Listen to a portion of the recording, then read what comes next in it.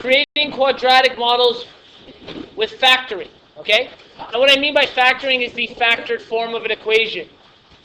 So, factored form of an equation is our f at x is equal to a multiplied by x minus r n bracket times x minus s. R and s stand for the x-intercepts when looking at a graph, okay? So what we're going to be doing is from the graph we've been given, we're going to try to create a quadratic model from this. Now, we've superimposed a graph over a picture of the sky dome. We're hoping that the outline of the sky dome roughly represents a parabola, okay? So, it's fine that it's not centered because we want to find it in particular to this graph. What we have here is here is an x-intercept and here is another x-intercept. Though they're hard to see, I've written them on there.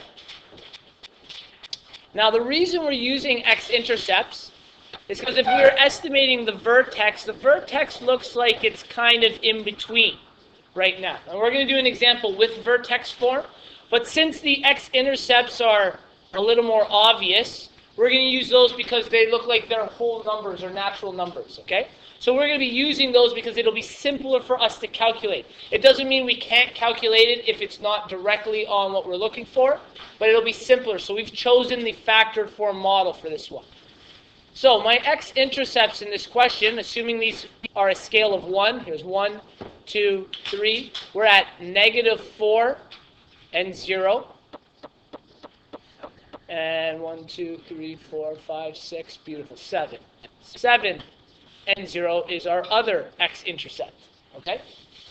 So we're going to use those values and plug them into our factored form. So we'll go below. Remember our factored form is our f at x is equal to the value of a, x minus r, x minus s. The two x-intercepts were at 7 and -4, okay? So we're going to plug those values in for r and s. And I want you to see the relationship they have because this equation has two negative values. Okay? So, when we go to write this in, we're going to have f at x is equal to, we still don't know the value of a, x, and this is subtract, and we're going to put +7 in. Okay? And in the other bracket, we have x subtract -4.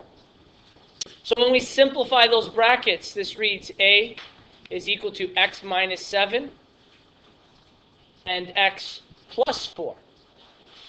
So if you notice, the actual intercepts themselves are the opposite of the signs when they're written in factored form.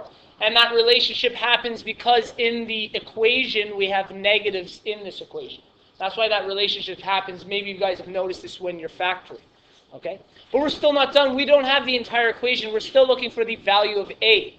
So because we need the value of a, we still have actually two other variables in this question.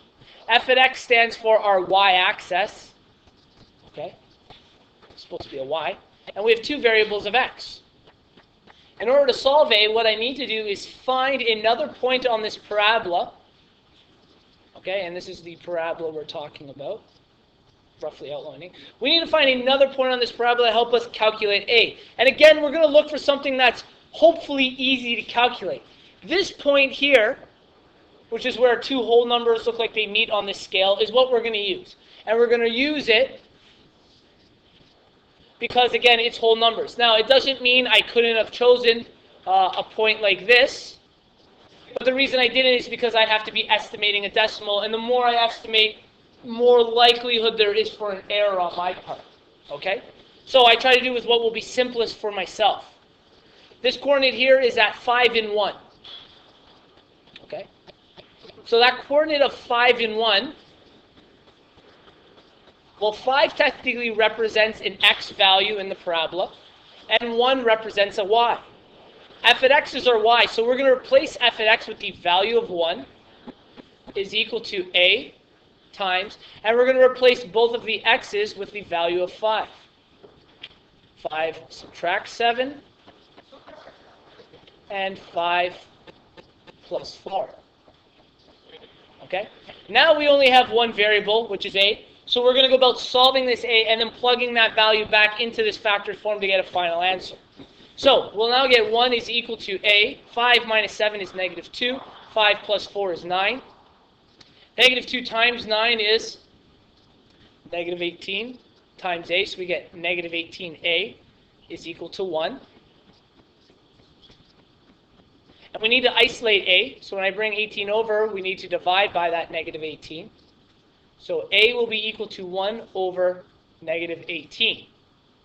Okay? But we're not done. We need the actual factor form of the equation. So that means the answer is f at x is equal to negative 1 over 18 for our a, x minus 7, and x plus 4. That is our factor form model. So we've now created a model to represent our parabola on this specific graph. Okay? So on that graph, that is the model of the top of the sky dome. We've just